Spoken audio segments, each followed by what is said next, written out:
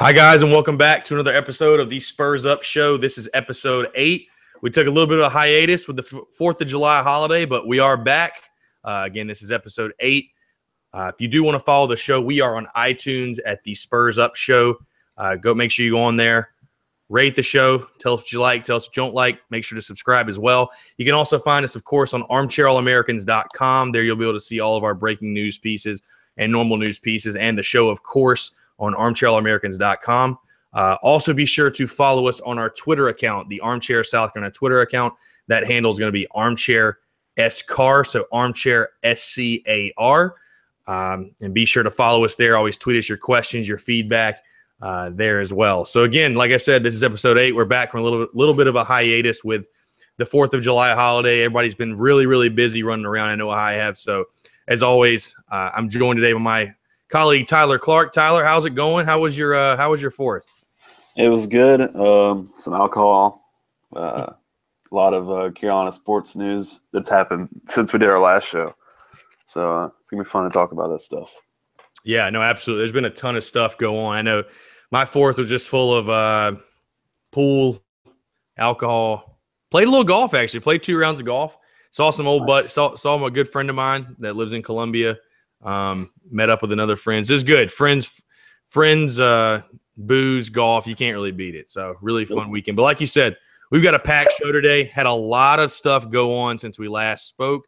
And I'm going to start off first because this was something that I know that we were very much in tune with and key on, and that is the South Carolina head baseball coaching search, which is over. Mark Kingston from the University of South Florida was hired as the head coach at the University of South Carolina. He spoke Friday, and we'll get into his comments a little bit here in just a second. But, you know, Tyler, kind of your initial reaction. Obviously, this is not the guy that we predicted or thought would take the job. I think there's some things that led to that, which, like I said, we'll get into in just a second. But what was sort of your initial reaction to hearing the news and, you know, kind of how you felt when you heard about everything? The initial reaction wasn't – I mean, I guess it was like everyone else's, but I guess when you start looking at it a little bit more and you see the people that know a lot more than you do about it and they like it, you kind of have to go with it. And I know Ray Tanner knows a lot more about baseball than I ever could imagine. And, I mean, I don't think he was trying to please Twitter or fans. I think he was trying to hire the best guy that he thought could do the best job for a long time.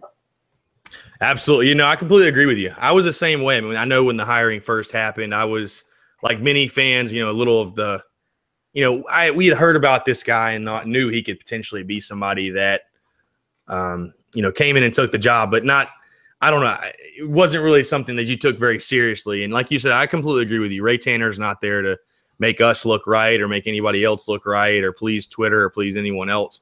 You know, Ray Tanner knows what he's doing. He's a baseball guy. He knows great baseball minds when he sees one. And, you know, I definitely agree with you in the sense that he liked what he saw. And obviously he did because Kingston got the job. So jumping into the Twitter reaction, we want to address, I know at least I do, you know, we had sources on the show tell us about the Kevin O'Sullivan thing. I'll just touch briefly on that since some time has passed. But we were obviously wrong, and we definitely felt the heat, if you will, once they announced that Mark Kingston would take the job. Plenty of our Florida haters on Twitter came out.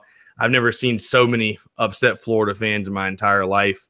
So that was a lot of fun. Definitely fun to go through and read those. But, you know, with the Kevin O'Sullivan saga, we'll kind of talk about that briefly because last week, I think it was a little bit over a week ago, Florida won the College World Series. I definitely think, Tyler, that had a huge impact on, you know, getting Kevin O'Sullivan to Columbia. You know, when we first got the report, obviously, Florida was in the Super Regionals, not anywhere near the national title game or that series yet. So I definitely think that had a big key in it, big play in it as well.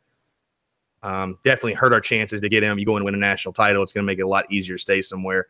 But still wasn't sure if we might get him or not. But, you know, like I said, I think that along with the huge buyout that he had, which was going to be, even after July 1st, was going to be $750,000. And also I think his contract would have had to been, you know, he's making $1.4 million at Florida. It would have had to be $1.5 million or more per year. We actually had some sources, some people, you know, I'm sure everyone had sources, but some people telling us that type of contract was in the works. I think at the end of the day, Ray Tanner kind of saw a guy that would be a great cultural fit, but also, we could get for a much, much cheaper price. What's kind of your take, Tyler, on the entire Kevin O'Sullivan saga, and then the way things just played out to lead us to this point? I wish I was closer, knowing a lot more internal stuff that went on, because the Kevin O'Sullivan stuff, obviously he was probably Ray Tanner's key guy, but when he said he was the guys that he was looking at were still playing, and South Florida wasn't playing when he said that, so clearly Mark Kingston wasn't his first choice. But once you factor the money thing in, I don't think money's the biggest thing that hurt us. Clearly, Florida winning the national championship is the biggest thing, but I don't think money was a big part of it. I don't think that buyout would have been a problem, or paying him that money would have been a problem. Yeah, no, I definitely think they have the money. I mean, I know they did, but I agree with you. I just think winning the whole College World Series and, that entire thing unfolding that way, I think just made it not the best situation, obviously, for him to leave and not to come to South Carolina. So I do like one thing. It is nice to get a fresh face, not pull somebody from within the conference, not pull somebody from your rival, if you will, and, have them come in. But I like everything Kingston said, and, Kingston believes in him. Just touching on him really quickly, sort of his pedigree. So like we said, he was the head coach at the University of South Florida Bulls, has 3 overall tournament appearances as a head coach, 2 at South Florida and 1 at his prior school, Illinois State. He was also an assistant coach and part of 2 College World Series teams as an assistant at Tulane and University of Miami under head coach Jim Morris. So definitely a good pedigree. He's definitely been around a lot of good baseball. I'm really glad he's been at a place like Miami as well, that I feel like has similar, definitely high expectations like a South Carolina does. As a storied program. Obviously up until this year, they had made the postseason, I think, every year for like 47 years or 40 years or something. So I mean, he gets it. He gets what the expectations are. Just obviously I was able to watch. I'm not sure if you were. I was able to watch the press conference they had on Friday, get his comments, and he's a faith, family, and baseball type guy. Definitely he touched on. Obviously I'm rough quoting here, but talking about Omaha's the expectation. He definitely understands what the culture is at South Carolina, what the program expects. And I think that's the biggest thing. So, definitely excited. I think he killed the press conference, and I think he'll be a really good coach for South Carolina. I think Ray Tanner knows what he's doing. So, Tyler, you think Kingston, it's tough to tell now, but how's your feeling now since the point he got hired? How do you feel about Kingston leading the South Carolina baseball program?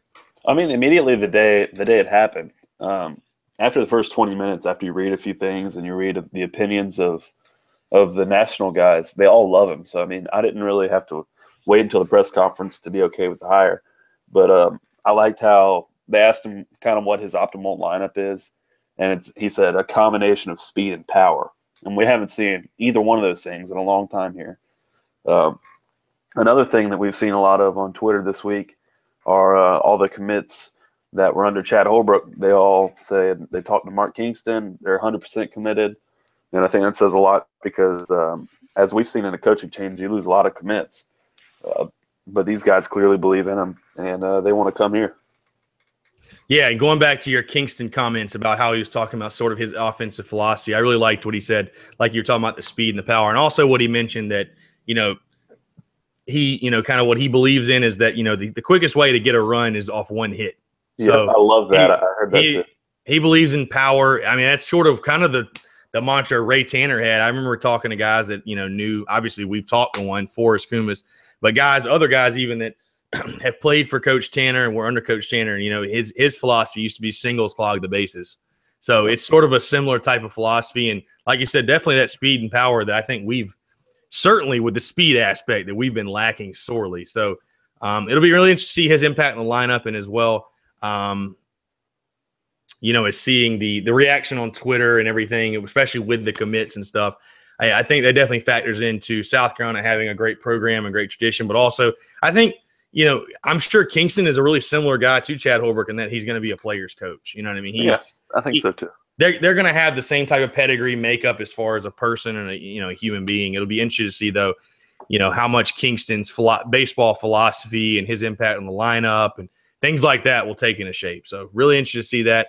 like we mentioned before, Mark Kingston, the new head coach at South Carolina, leading the Gamecocks, down the stretch. So moving on, we'll touch a little bit on the NBA draft that happened. Obviously, this was almost 2 weeks ago now. We'll touch on this briefly. Sendarius Thornwell, 48th pick by the Milwaukee Bucks.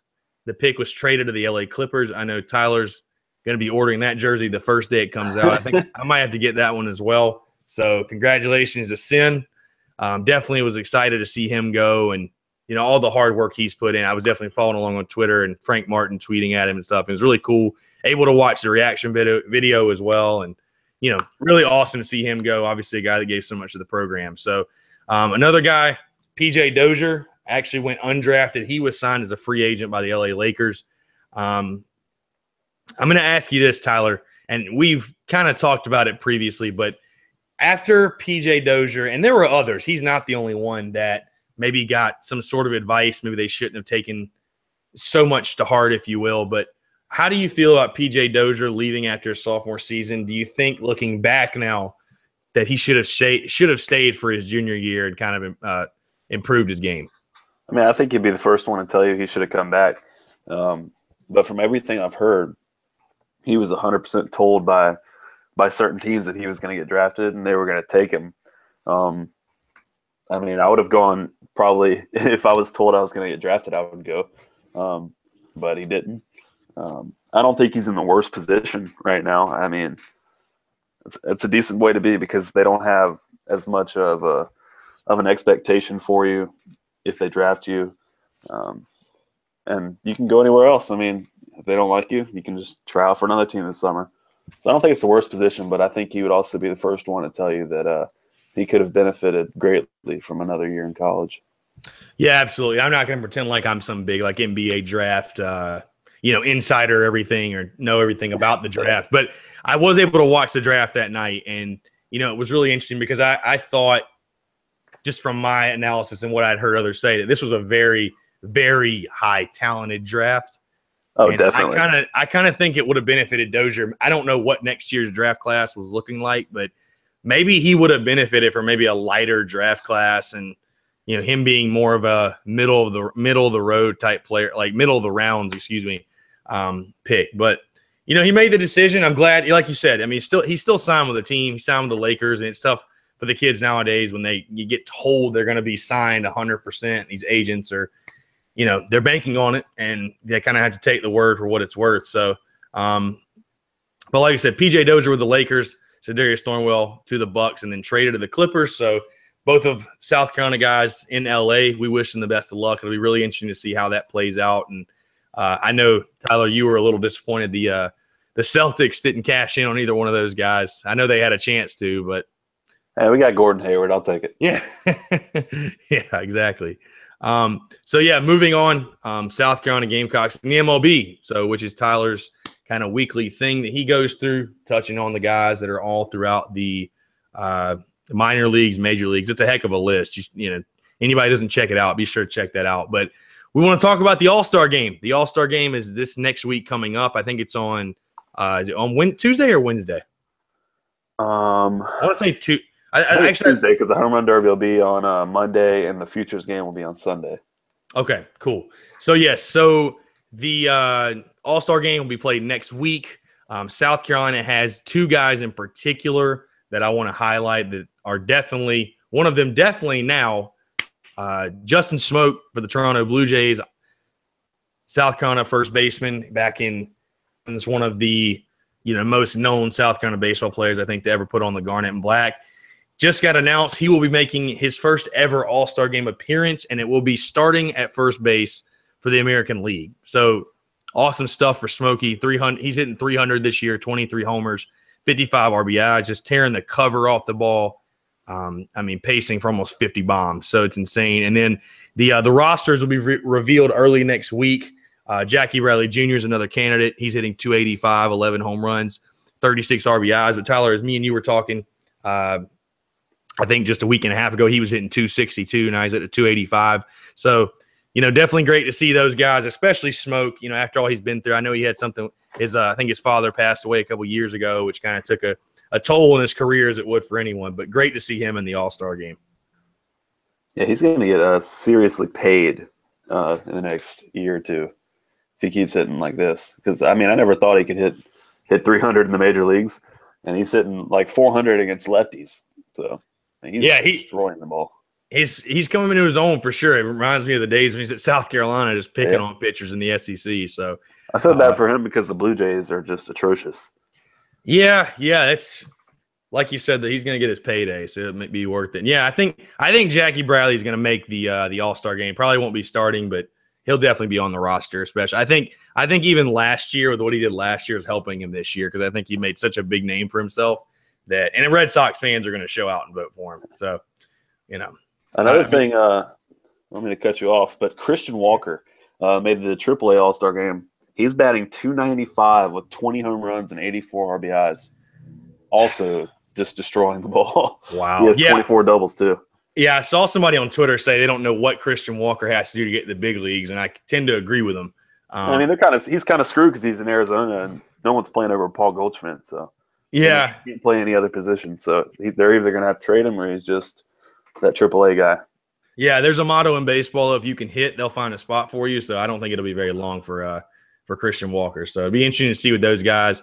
Also, I don't know if he's going to make the All-Star game, but Jordan Montgomery been pitching his tail off for the New York Yankees. I don't have his stats pulled up here, but he's been absolutely dealing every fifth night. Tyler's getting the stats, but yeah, it's great to see him as well. I mean, in the pinstripes on the biggest stage in baseball, one of the biggest stages in baseball. Yeah, they are horrible.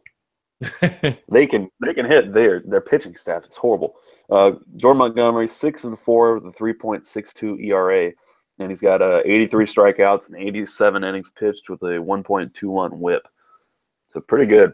I mean, as a rookie, that's really impressive. That's really impressive. So awesome to see that. I mean, South Carolina, that's the tradition. That just going back to Kingston, that was another thing he said as well. Is really, hey, welcome back the alumni. He said Whit Merrifield actually texted him when he got the hire. So another guy playing really well this year. He had like a 20-game hit streak at one point. Yeah, he's playing. He's on fire as well. Some of those, it's interesting to see some of those guys that were on those early 2000s teams, kind of sneaking into 2010, 2011. You see some of those guys kind of coming to fruition. And that's generally the time frame it takes for a guy that goes to the minors to get to the bigs and really make a name for himself is probably like you're looking like 6 to 8 years. So it's great to see those guys kind of stepping up and, putting doing big things for South Carolina. Showing how amazing those teams were too. Exactly. Exactly. We were lucky though. We were lucky. So I won 2 national championships. Yeah, we won't even get into that. But yeah, moving on. So the big thing coming up next week, I think, is most of us know, unless you live under a rock. I don't know. SEC Media Days will be coming up next week. We're going to discuss that a little bit. We will have tons of coverage for you. I'll get to that in just a bit. But South Carolina actually announced, I think it was yesterday, who they will be sending to Hoover. I think no surprise was quarterback Jake Bentley, along with wide receiver Deebo Samuel, tight end Hayden Hurst.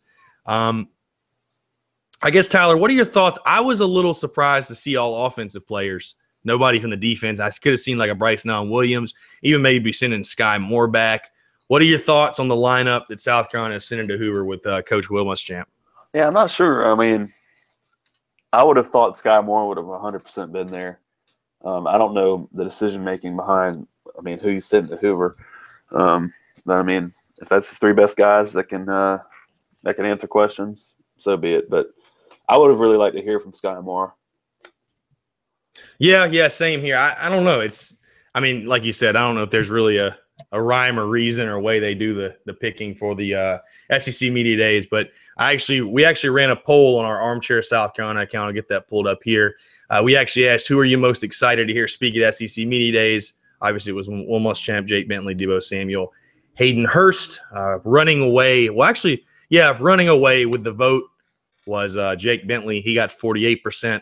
Followed by Will Muschamp, 35%, ahead of Deebo and Hayden Hurst. Hayden Hurst only got 4%, so showing no love to Hayden. I don't know. I think I don't know.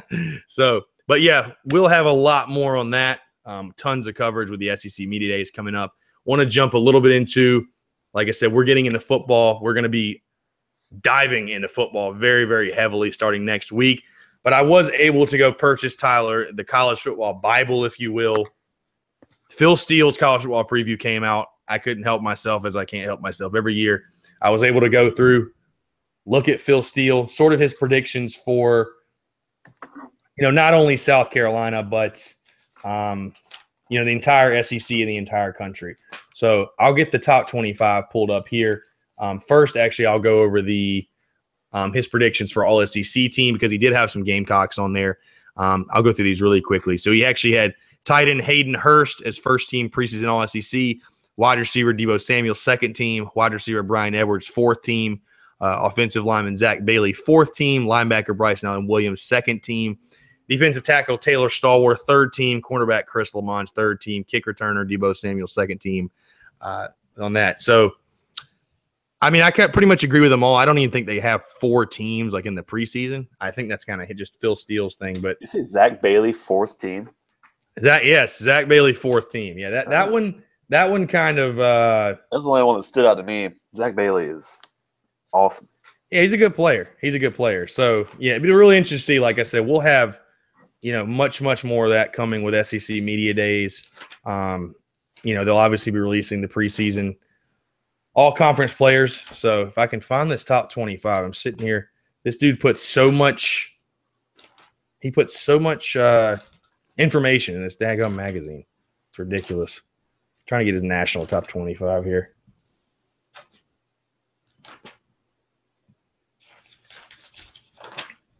I will say one thing he did mention, Tyler. I don't know if you saw this. I don't even think I put this here we go. I'll talk about it in just a second. I've got it pulled up. But one thing he actually talked about was that South Carolina, he thought they would be better, but their schedule is much tougher. I think he ranked their schedule like the 6th hardest. So I agree with that.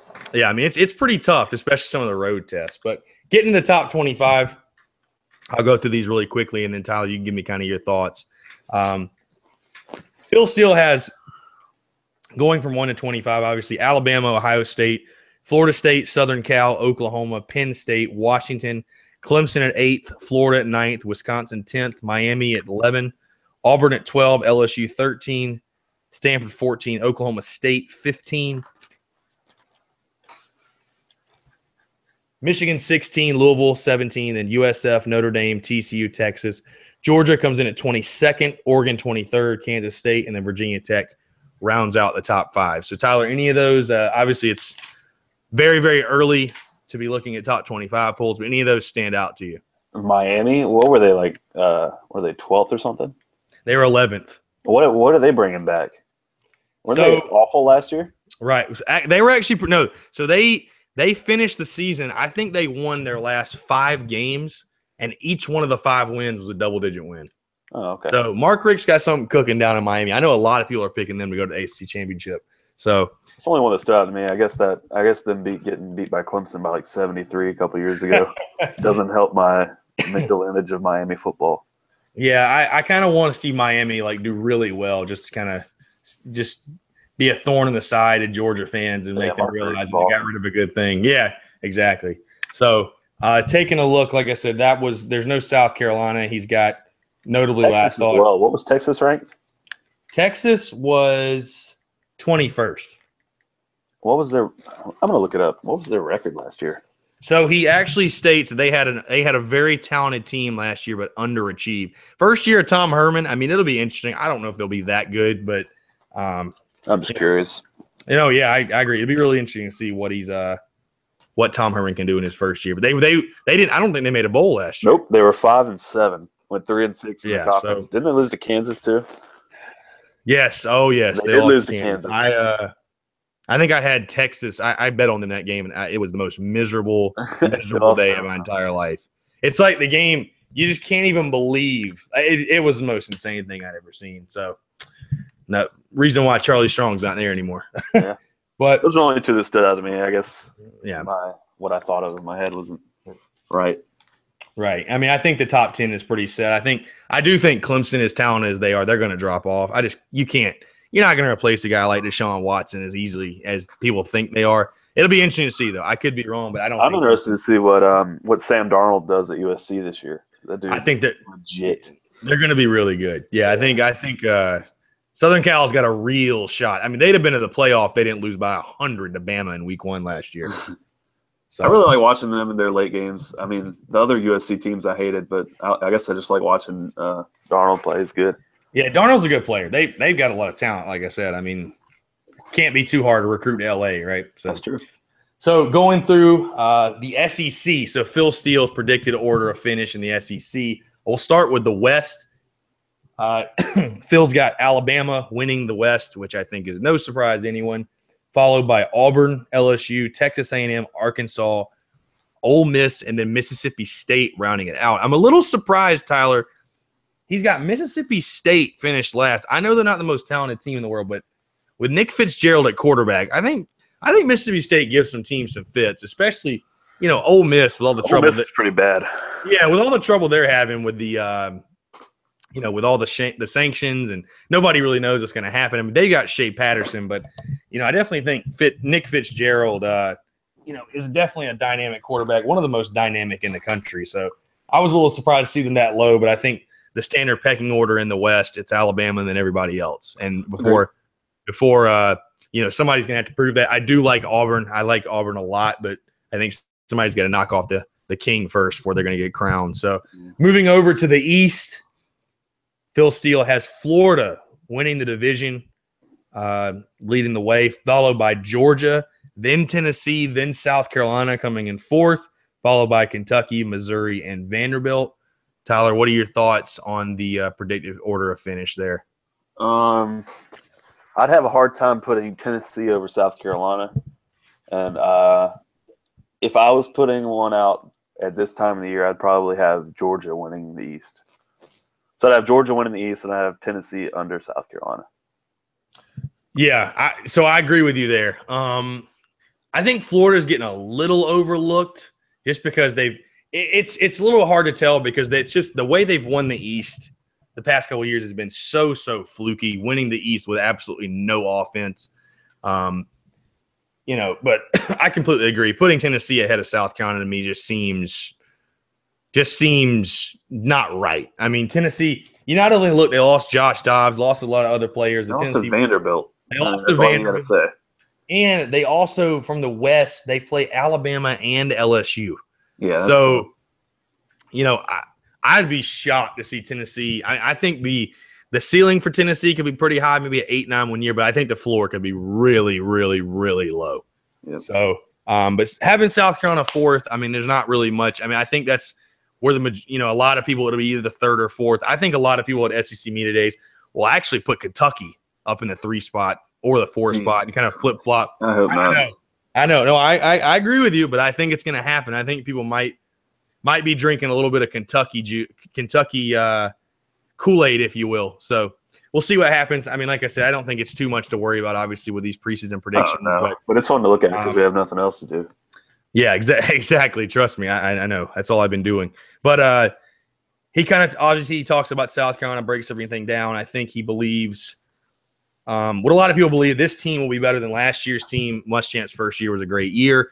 But with the schedule, I mean, I'll just go over it even though we all know it. NC State and Charlotte at Missouri, Kentucky at home, La Tech at home, at Texas A&M, Arkansas at home, at Tennessee, then a bye week, Vanderbilt at home, at Georgia, and then close the season with Florida, Wofford, and Clemson.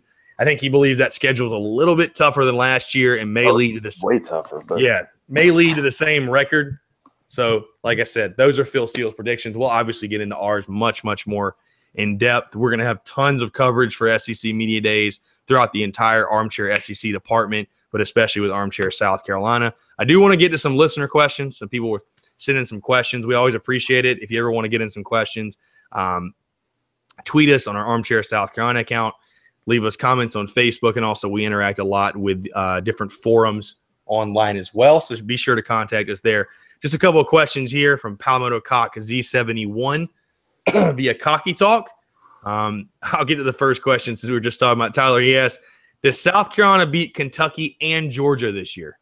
And Georgia. If we don't beat Kentucky, we're going to have a lot of problems. I say we beat Kentucky first, and then we'll talk about Georgia. Yeah, I think it should be Kentucky and or Georgia. So I'll take Kentucky. I think at this point, I almost want Kentucky as bad as I want Georgia. That as bad as that is to say. 100%. Yeah. Will Muschamp is going to be in trouble if he loses to Kentucky. I agree. Not for his job, but a lot of people are going to be pissed off. In the home opener, too. That's the home opener for South Carolina. So that's going to be a bigger than normal South Carolina Kentucky game, Definitely. I think. So another question. Do you think Jake Bentley contends for the Heisman? I'm going to answer this one first. I'm going to say no, not because he's not talented enough or good enough, just because I don't think his team's going to be good enough. I think we all understand. Everyone realizes that the Heisman winner comes from the best team in the country, the best player on the best team in the country generally. So, or the best player on Alabama. So, yeah, I don't think there's much more to discuss there. No. Good question here. Will Rico or Tyson, in your opinion, Tyler, will Rico Dowdle or Tyson Williams be the better running back? Which one of those guys? I'm a huge Rico Dowdle truther, so we're going Rico Dowdle. But that's not to say that can't change after the first game. But having not seen basically anything out of Williams, I will go Rico Dowdle. Yeah, I'll tell you this. I'm going to come on my take. I think Tyson Williams is going to be the better running back. I think Rico Dowdle is going to be used more, just because I think Muschamp is a big guy, kind of on, earn your stripes, and I definitely think Rico Dowdle earned his stripes last year. I'm not saying he's a bad back. I definitely think he's a great back, and he's going to have a great season this year. But I think overall explosiveness, I think they're just two different types of backs. So I'm going to go with Tyson Williams as the overall better back. But I think it's going to be Rico's backfield. So be interesting to see how that plays out. Here's a really interesting question, something to really, really think about. His next question, does A.J. Turner transfer after the season's over? I don't think so. No. I think we've seen in the past how running backs, especially in the SEC, they get a lot of chances. If A.J. Turner is good enough, he'll play. I think that's a given, but I don't think he'd transfer because in my head, the amount of carries and chances I think he'll get, I don't think it'd be worthy of transferring over. Right. Yeah. And I also think too, I'm not sure people are understanding like how Kurt Roper is going to be able to use him in the offense. It's not just in the backfield. Yeah. He's very versatile. If it was just in the backfield, I would say he actually might transfer, but I think they'll find a way to get AJ his touches and, obviously make him happy. So it'll be really interesting to see as well. Kind of referencing back to an article that I wrote last week, Tyler, this question, who will be the number one slot receiver? I'm going to kind of change the question. Who will be the number one slot receiver and also a surprise player at the slot? I definitely think, taking a look at that, Corey Banks, I think, is a guy that South Carolina fans are going to want to look out for. I think he came in, obviously was expected to challenge to be one of South Carolina's top downfield threats. And South Carolina, as we know last year, shuffled between quarterbacks. I don't think the offense really, really ever got in a rhythm till late last year, and it was there wasn't really a good chance for him to shine. But I definitely think Corey Banks this year is going to have a chance to show his speed off. And, I'm sure that him and Jake Bentley have been working all fall. And it'd be really interesting to see how that slot position plays out. But obviously, I think Debo plays a lot of slot as well. So I don't think Debo counts. I don't think Debo can count there. So who's the number one? I think it's pretty easy to answer that. But I think South Carolina is going to have a lot of options. And I really like Randricus Davis. I do too. We haven't seen a lot of him because he got hurt, but some of the catches he made were just insane. I think he could do a lot out of the slot as well. He's only 5'11". I think he could do some work. Absolutely. Yeah, it'll be interesting to see how that plays out. So last question we'll take from Dylan Ferrante, who is actually a writer here at Armchair All-Americans. His question, who would win in a bar fight, Will Muschamp or Steve Spurrier? I'm going to go with the youth here. Let's go Muschamp. I was going to go Muschamp too. I think Spurrier would have a couple of tricks. Spurrier would be the kind of guy that would cheat in a fight. I really do. I think don't bring a grab gun a bottle and just slam it across his face. Knife fight, right? I tell you the funniest thing I saw though was when he asked that question, somebody commented back and said, I think Steve Spurrier is a biter. That was hilarious. I can see Steve Spurrier biting Will Muschamp. That's funny. Yeah, I'm gonna go with the youth and experience. I've seen a couple of clips from Muschamp playing at Georgia, and that dude could get around. So I'm gonna go with Will there. But that's pretty much gonna wrap it up for us. A packed show today. We are going to be ramping it up here full speed, though. We want to make sure you guys stick Stick close to Armchair All-Americans and especially the Armchair SEC and Armchair South Carolina accounts. We will be diving into everything next week with the SEC Media Days, really jumping into football preview season. We're going to have a ton of different preview shows, going to have some different guests on as well. So a lot of stuff coming up. And before you know it, Tyler, it's going to be August. It's going to be the start of fall practice. Again, that's July 27th. I mean, that's 3 weeks away. So we're going to really ramp it up here. The season's going to be here before you know it. I'm excited. I know you're excited. So definitely make sure you tune in. We appreciate you guys listening as always. Again, we appreciate all the feedback, all the comments. Be sure to go to iTunes, check us out, the Spurs Up Show, rate, subscribe. Let us know what you like, what you don't like. Like I said, we appreciate all the feedback. Also, make sure, again, to follow us on Twitter at Armchair SCAR. That's Armchair SCAR. And also be sure, of course, to check out ArmchairAllAmericans.com. For Tyler Clark. Tyler, you got any last words? Or I have no last words, but I can't wait for football season. Hey, I guess that's last words. Fuck it. Absolutely. Hey. Again, he's Tyler Clark. I'm Chris Phillips. Be sure to tune in, and we'll check you next time.